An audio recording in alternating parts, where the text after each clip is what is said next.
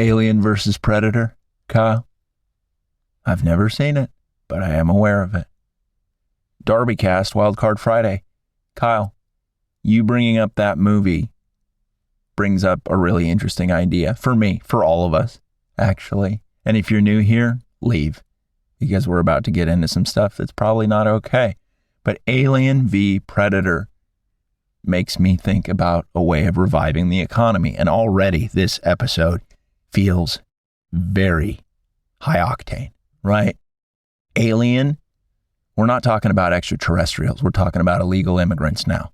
Predator, talk about these godforsaken pedophiles that keep trying to do kids. What if we took illegal aliens and predators and made them fight to the death and then kill the winners? That's just an idea. I'm not saying do it, but I am saying consider it, and maybe we start moving some pieces around. Now let's pivot for a second. What I'm about to do, okay, many of you know, is weave a bunch of seemingly unrelated ideas into a beautiful tapestry. Okay, let's proceed. How good does it sound to have a retreat with some high integrity people, maybe at like a lakeside cabin in a mountain town? You have a day full of activities. You go fly fishing, you go horseback riding, you tell people some stories, you open up a little bit. You say, I don't feel like for the past couple of years I've really been at my best. And then another person who's there, a leader, puts their hand on you and they say, I am so impressed with your vulnerability. And let me give you some food for thought, something to nibble on before we eat this smoked trout that we caught fly fishing. This is what this high integrity person, probably Nicolas Cage, actor, hero, would say to you. He'd say, sure, you're not in a great spot. Kyle, actually, let's cue up a proper Nicolas Cage pep talk. Sure, you're not at your best, but let's be honest, the past few years have been mired in a combination of authoritarian overreach and utter idiocy, depending on what we're talking about. All that being said, though, there's no way to move forward without first admitting where we're at.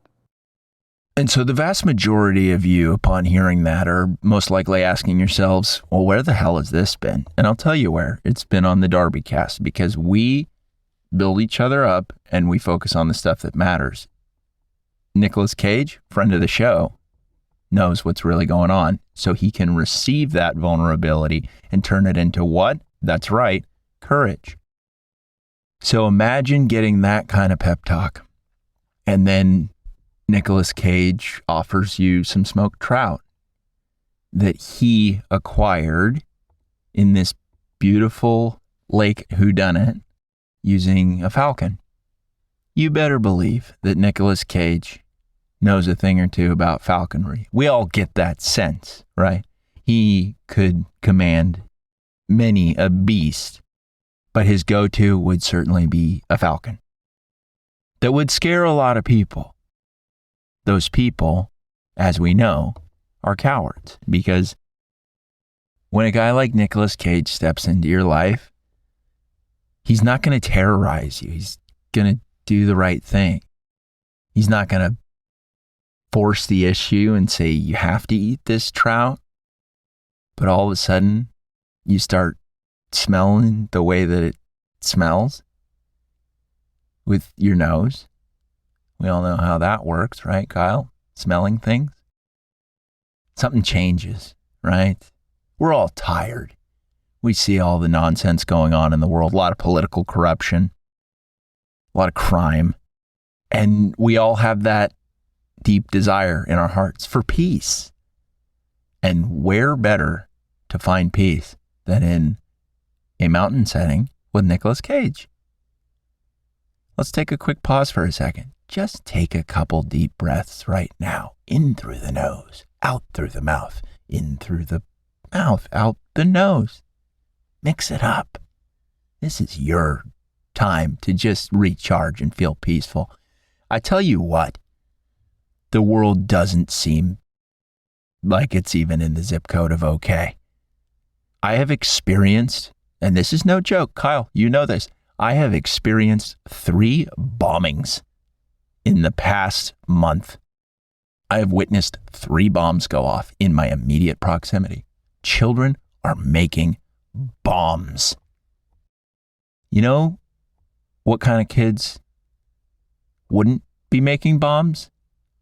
Kids who had 2 parents that both had their heads squarely on their shoulders.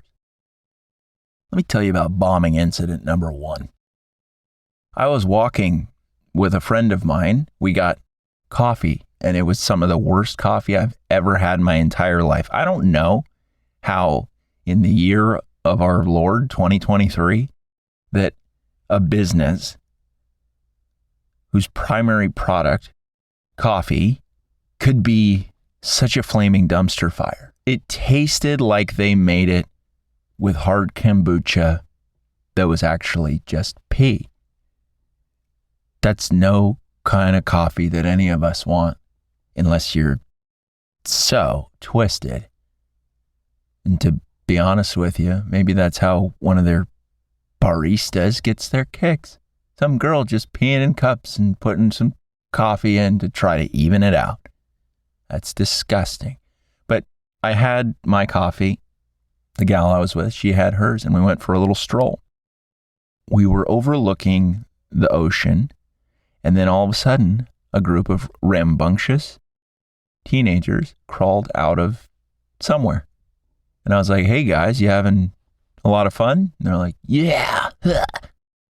I said, all right, well, keep it up. It's important to encourage the youth. Is it not, Kyle?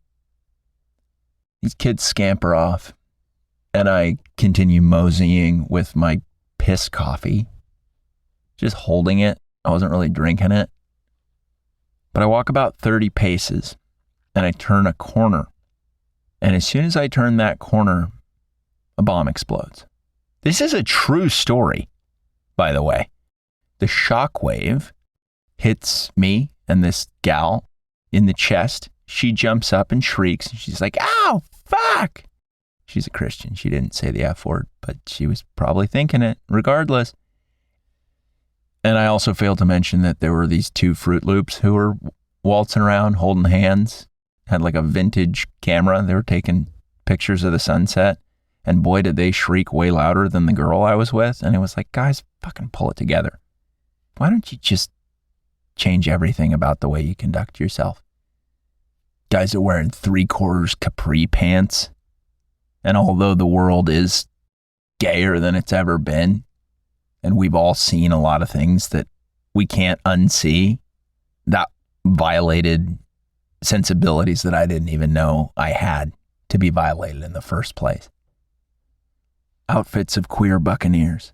Butt pirates. Kyle, have you heard of them? But boy, did these guys get startled. I didn't flinch. I took the explosion head on. And this girl grabbed me and she said, why didn't you move or react to that at all? And I didn't have a good answer for her, not in that moment, but I reflected upon it and I realized that the part of me that's surprised by anything at this point has been murdered by all of the nonsense. There's just too many off-putting and startling things that we've all experienced in the past couple years that it's kind of like fried the receptors. At least it has for me. Maybe it has, maybe it hasn't for you. But I'm exceptionally pleased that I get to put something like that at the top of my resume. Maverick Alexander, not afraid of explosions. That's going to be the first bullet point on any resume I ever put out there, provided I ever apply for a job at some place. Which sounds terrible, right? Imagine working for some woke company. Some HR rep is getting in your face, telling you that cheeseburgers are racist and that you shouldn't eat lunch at burger joints anymore. Thanks, Susan, but no thanks.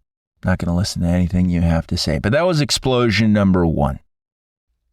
Many of the longtime listeners of the DarbyCast are pretty exceptional, cool people who view me, and Kyle as well, as pretty cool guys.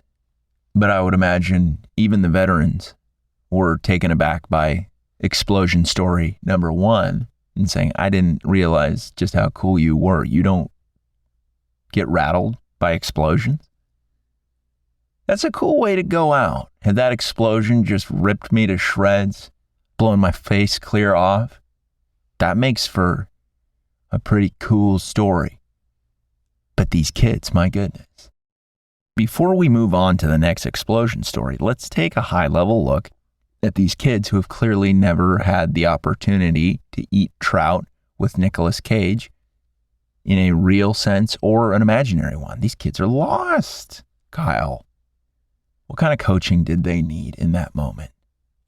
Don't throw explosives at attractive people who have little to no political significance.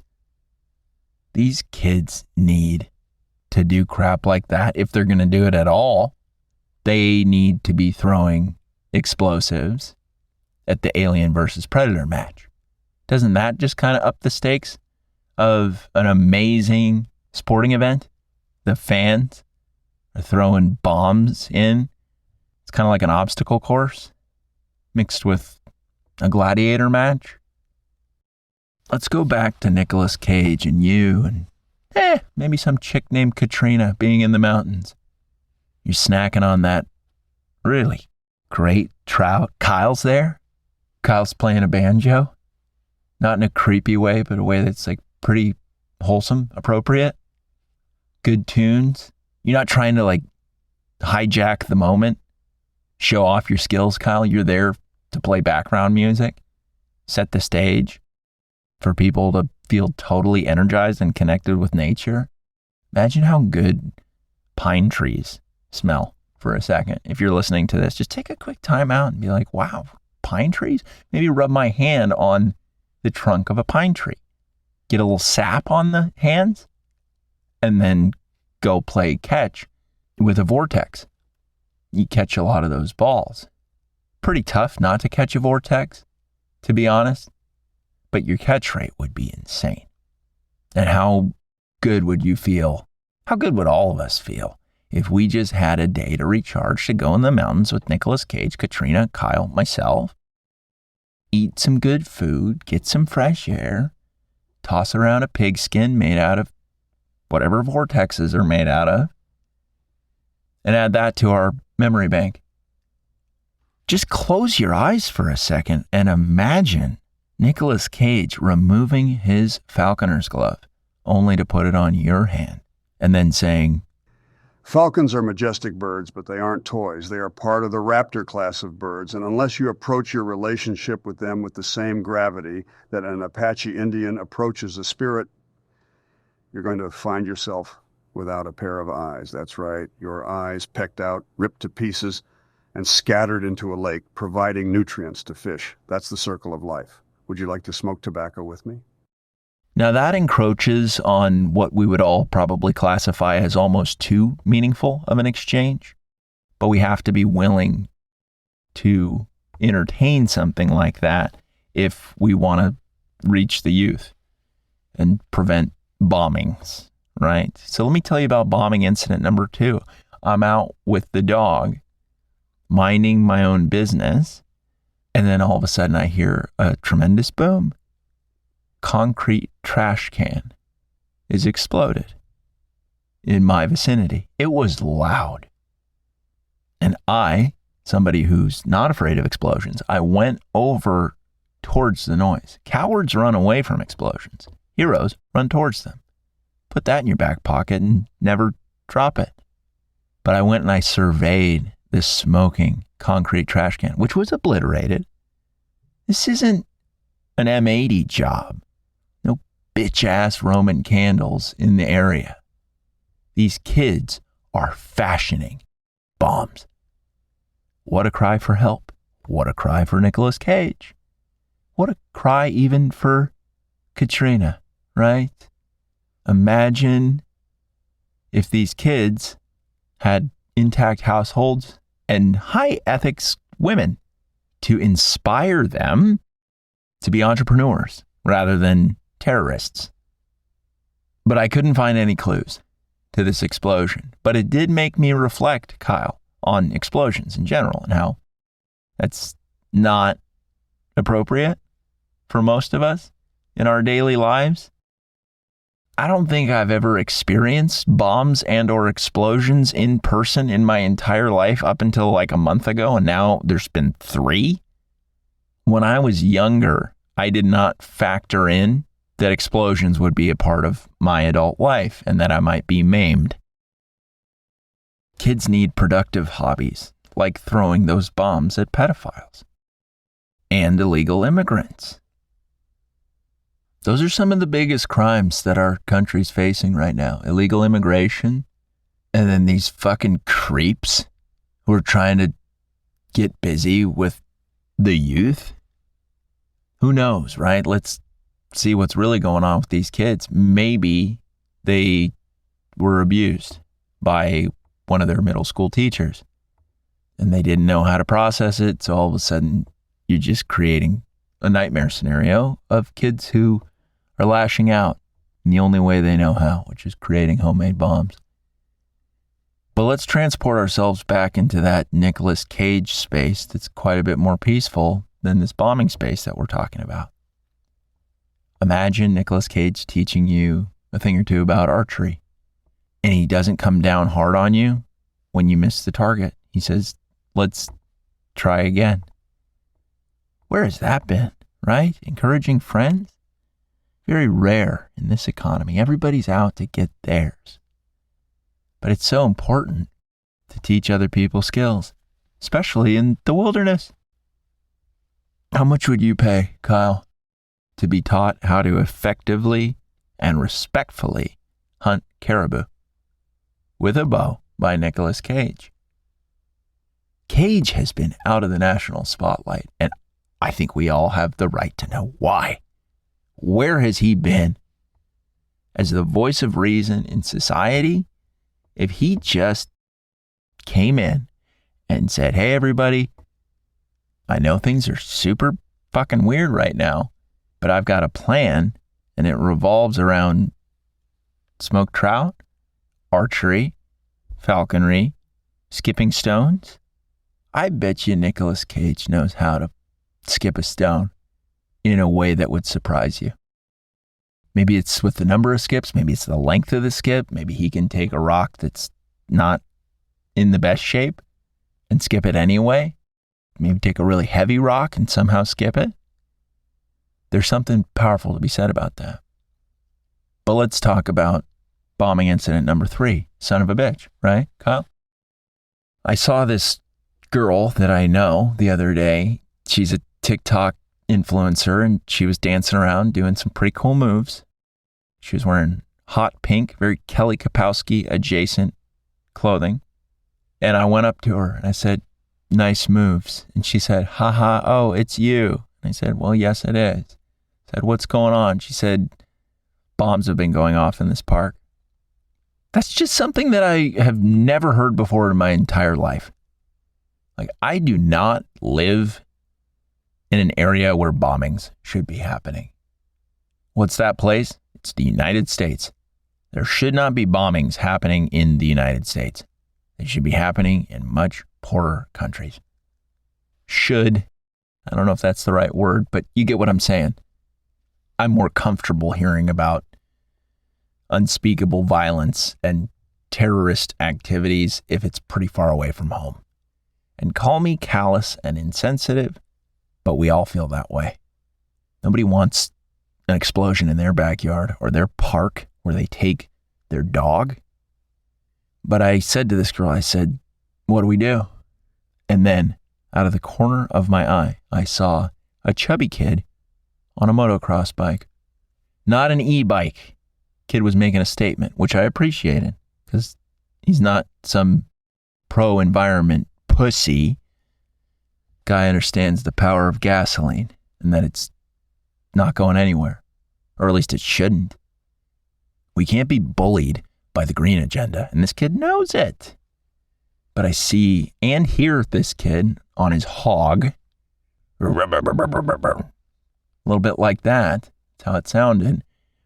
And this girl, she says, that's the kid. That's the bomber. And without any hesitation, I, a brave hero, turned to the kid. And let me set the stage a little bit to better describe this encounter. I had my shirt off. I was wearing my big 1980s looking ski villain sunglasses. I'm humongous. And I look at this kid and I marched right over to him. I said, "Hey, Unabomber, what are you up to?" And boy, did that kid just crap his pants on the spot. Think about that. When you were middle school, early high school aged, if an adult with a huge mustache and really built muscles came up to you and demanded to know what was going on with you, that's a lot to process. That's a lot to manage.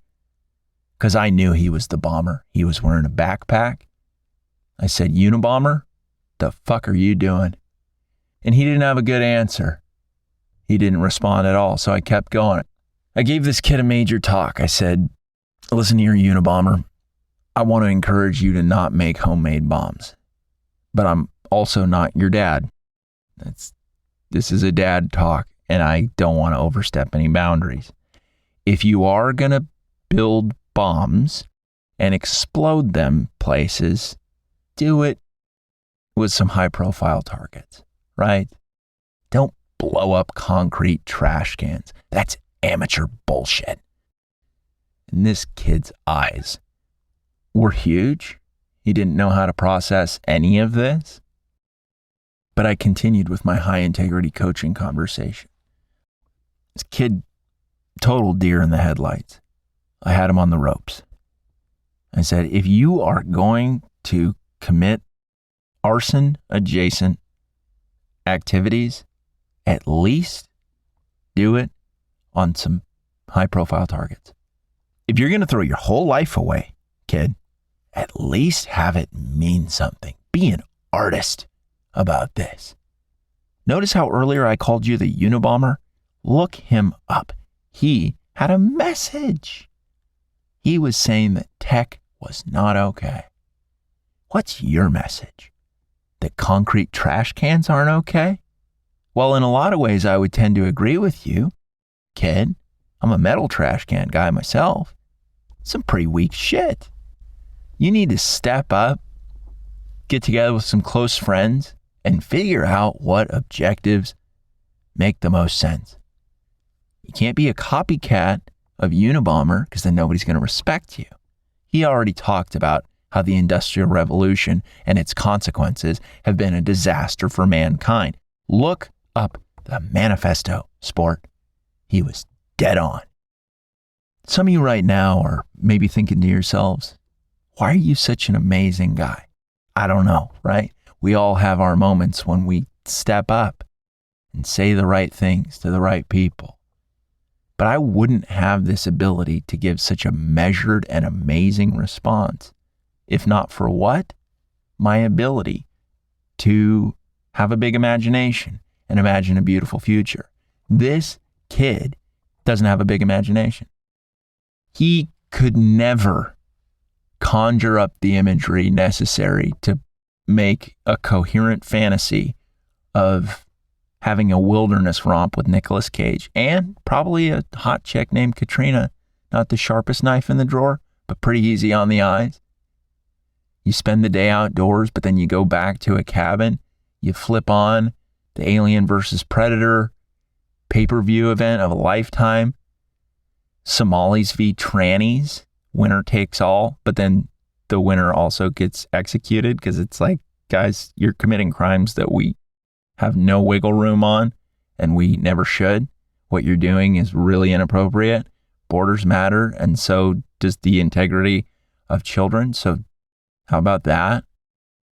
You place some bets on the fight, some friendly bets. You say, Cage, I bet you the illegal immigrants win. And what does Nicolas Cage say to you at a moment like that? Actually, if we're being honest with ourselves, we are the real winners in all of this because of our friendship. What a leader, right, Kyle? Revive the economy, get rid of illegal immigration, and get perverts handled all at the same time, and then also toss out some internships for these troubled youths and say, we want you to be facility technicians who are going to throw bombs at anybody who tries to escape the arena where the fighting's taking place. Can you handle that, Billy? Little Billy, what does he say? He says, USA, USA. And we like that, right? You gotta take kids aside, tell them a little bit about American history and how bombing has gone, how it's gone poorly in some areas, but that's been pretty cool in other areas. Exhibit A, the Unabomber. Now, I'm not saying that I'm pro-bomb, but I am saying I am pro sports betting on Alien versus Predator. And if bombs happen to be a part of that, these people are already criminals, and so they have no rights to begin with. Some ethicists who listen to the DarbyCast might be raising their eyebrows right now and saying, I don't know if this is okay. I'll tell you what's not okay is open borders and abusing children. And if you're of the school of thought that there is anything that is out of bounds for dealing with these heinous crimes that are ruining the future for the country, then I have more questions about you than I have answers. And I don't like that because I'm an answers guy, but I'm also a questions guy. Boom, gotcha. What does that make me, Kyle? A conversationalist. A guy who engages in healthy dialogue about Nicolas Cage, about Katrina, about bombs, about the future. We need that. We've needed that for quite some time, Kyle. Now, there's some of you who are wondering, how are you going to land this helicopter on the cruise ship and then dock the cruise ship? There's a lot of interlocking ideas that are super important, but I don't know how all of these are going to really intersect and come together. I am comfortable spelling it out for you, but I think we would all be quite a bit more inclined to hear what Nicolas Cage would have to say. Maybe even get a little input from Katrina, okay? The youth of America is struggling right now, and as adults, it makes sense for all of us to get out in nature and recharge our batteries. Then with the friendship and solidarity that we foster with each other in the woods, we use our energy and creative skill sets to tackle big problems like illegal immigration and transvestites. Also, government corruption. Yes, criminal politicians and conspiring media executives can be drafted into the ranks of the battle royale-style pay-per-view events that will happen every Wednesday and Saturday as not to encroach on NFL sports betting.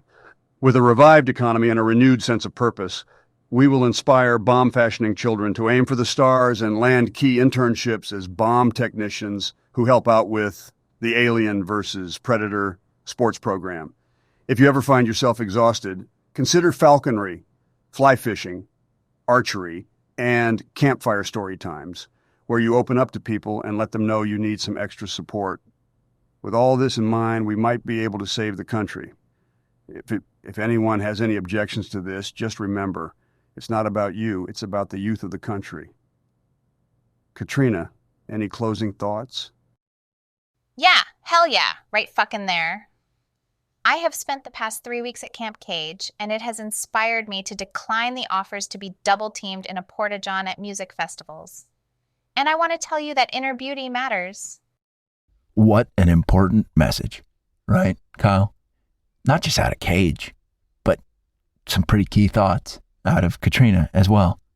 We can all benefit from the great outdoors in order to feel rejuvenated, to help out the youth, and potentially reset the economy with key ideas like the ones that I espouse on the DarbyCast quite regularly.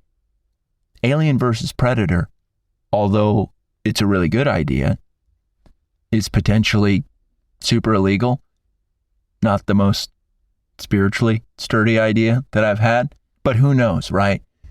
Very difficult to judge our own ideas. That's why you got to collab, right? Collab with Cage.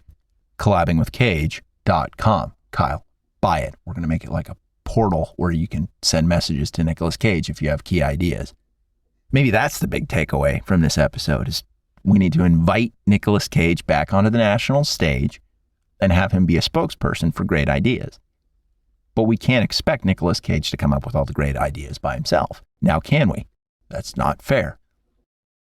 I spend quite a bit of time in nature. That's where I get really key ideas, and I want that for everybody else, so we can start brainstorming and coming up with key ideas, not only to revive the economy, but to help kids out in a pretty monumental way, because tremendous problems require excellent solutions.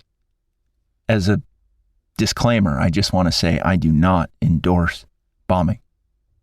I do not endorse violence. I want to keep this show on the air. Don't fucking do it. But at the same time, dare to dream, right, Kyle? If we're not willing to think outside the box, we're going to be shackled. And that's no way to live, right?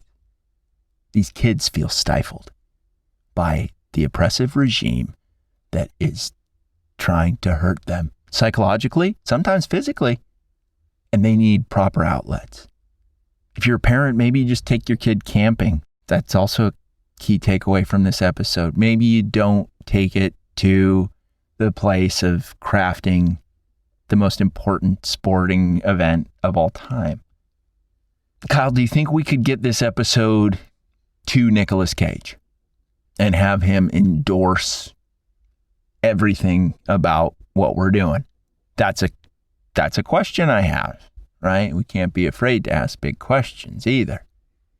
This whole thing really came together, didn't it, Kyle? Some people were worried, and they were probably thinking to themselves, you're bouncing all over the place, you stupid son of a bitch. But that's how the DarbyCast works. We take side paths up the mountain to Nicolas Cage-esque places. Get to the top of the mountain, discover key ideas, become better friends. Imagine the sun is setting at this lake, and you're with some of your favorite people, and Kyle's got his banjo, and you snuck in the fixings for some s'mores, even though you didn't need to sneak that in. We all are pretty pro s'mores. What you're doing is not a subversive move. It's a surprise. Very different. Very different. Your intentions are pure.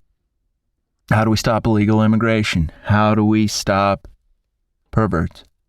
How do we stop illegal immigrant perverts? That's a big question, Kyle. I'm sure there's plenty of them. They are not used to Western standards of civilization. A lot of savages entering the country. You're not supposed to say stuff like that. But there are civilized people in this world, and there are savages. And they don't mix super well. And unless we get a handle on all the goings-on of the world, these kids are going to keep lashing out. They're going to keep building bombs eventually. If they're not coached in the correct direction, there's going to be car bombings. Random ones. And we don't like that. No, sir. That's how the progression goes. You go from trash cans to mailboxes to cars. But what if we interceded? Some of you right now are saying, hey, I got no stretch in my rubber band. I can't be a mentor to the youth. How dare you? How dare you think that for even a moment? But I get it. You're tired. You're tired of listening to Joe Biden fumble through the most basic sentences you've ever heard in your life. You've seen Fetterman on the television, wearing a hoodie, pissing his pants. Share this episode with some friends today. Maybe you go take a walk. Maybe you drink a coffee. Hopefully it's not spiked with pee like the one that I had the other day. I have the right mind to find some of these kids and say, I got a proper message for you to send to a coffee shop. I'm not going to do it, but I can go to that space. Pee does not belong in coffee. Sexual predators don't belong in schools. Illegal immigrants do not belong in the fucking country. Kyle, now take a moment and laugh to yourself about the people who this might be their first episode of the DarbyCast and they turned it off and didn't make it to the end. They were like, this is too chaotic and it's not going to come together.